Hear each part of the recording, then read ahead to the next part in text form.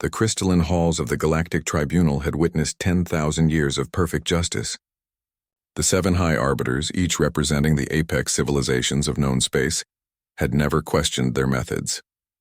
Their verdicts were absolute, their logic unassailable, their judgments delivered with mathematical precision, until the day they tried Sergeant Maya Chen. She stood in the accused circle, a small human woman surrounded by beings who towered over her like living monuments. The Vraxian judge's 4 eyes studied her with what might have been curiosity, the Colothian arbiter's tentacles coiled in anticipation. The synthetic consciousness of the Automarch flickered through 1,000 parallel deliberations per second. Sergeant Chen, High Arbiter Velkoth's voice resonated through the chamber. You stand accused of the destruction of the Scaran Dreadnought Eternal Conquest, resulting in the deaths of 3,000 crew members. How do you plead? Maya's jaw tightened. I plead that context matters. A ripple of confusion passed through the assembly. In 10 millennia, no one had offered such a plea. The law does not recognize context as a formal plea, Velkoth stated.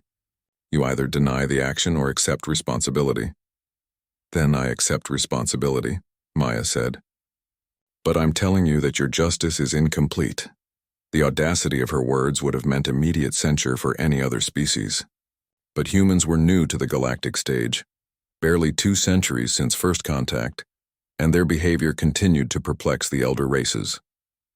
Explain yourself. The Colothian arbiter bubbled through its translation matrix. Maya took a breath. 3 days before I destroyed that dreadnought, the Scaran Empire glassed the colony world of New Bangalore. 2 million civilians. They were farmers, teachers, children. The Scarans didn't even want the planet. They destroyed it to make a point about human expansion. We are aware of this incident, Velkoth replied. It is irrelevant to your trial. Irrelevant? Maya's voice cracked with emotion. How is that irrelevant? The Automarch's synthetic voice chimed in, devoid of inflection.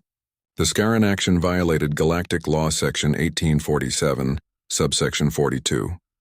They have been fined accordingly. Your action violated Section 3201, subsection 7. You destroyed a military vessel outside of formally declared warfare. The 2 incidents are separate legal matters. Fined, Maya repeated, the word dripping with disbelief. You fined them for genocide. The Scaran Empire paid 47 million galactic credits in reparations, the Automarch confirmed. Maya laughed, a bitter, hollow sound that echoed strangely in the vast chamber.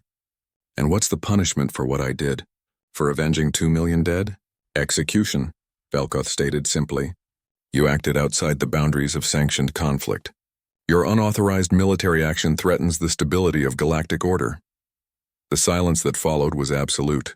Let me tell you what happened, Maya said, her voice steady now. The Eternal Conquest was en route to another human world.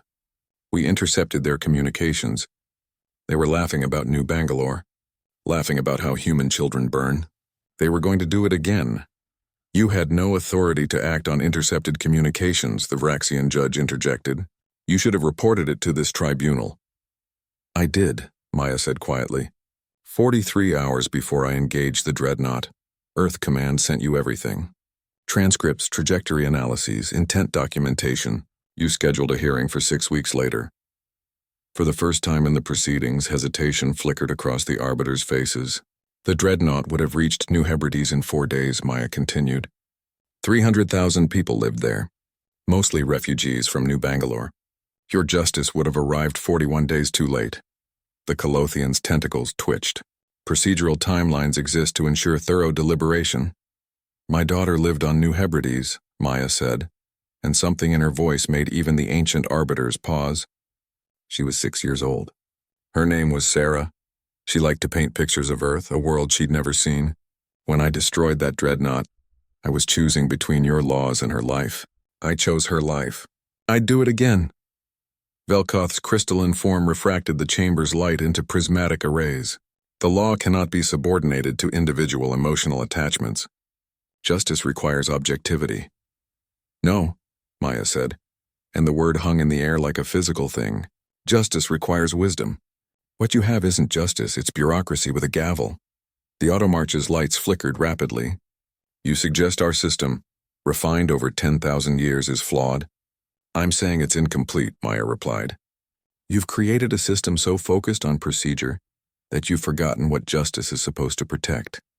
You find genocidal empires pocket change and execute soldiers who save lives. You've made law into mathematics, but people aren't numbers. And what would you propose? The Vraxian judge asked, its tone sharp. Maya met its four-eyed gaze. I'd propose that context isn't irrelevant, it's everything. That preventing genocide isn't a crime, even if it violates procedure. That justice should protect the innocent first and worry about proper paperwork second. Chaos, Velkoth declared. You describe chaos. I describe humanity, Maya countered. We've spent our entire history arguing about what justice means. We've gotten it wrong a million times. We've built systems and torn them down and built them again. But we've never stopped asking the question, is this actually just? When's the last time you asked that? The chamber fell silent. The seven high arbiters regarded each other, communicating through channels humans couldn't perceive. Finally, Velkoth spoke. This tribunal will adjourn for deliberation. This is unprecedented. They withdrew, leaving Maya alone in the accused circle. 3 hours later, they returned. Sergeant Chen, Velkoth began, this tribunal has concluded that while your actions violated established law, they served the fundamental purpose of justice, the protection of innocent life. We have no mechanism to address this contradiction. Maya said nothing, waiting. Therefore, the automarch continued, we are instituting a new category of review, the humanitarian exception.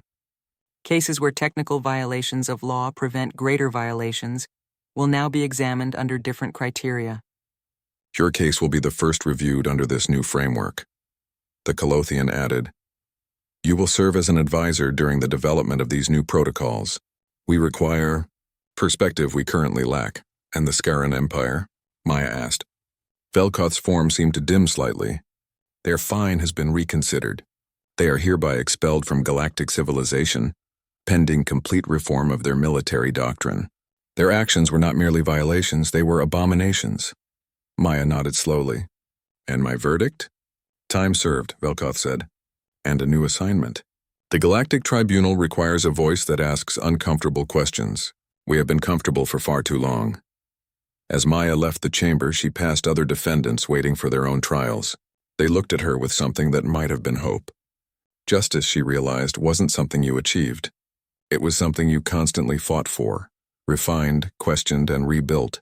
The galaxy was about to learn what humanity had always known, that the most important laws were the ones you were willing to change.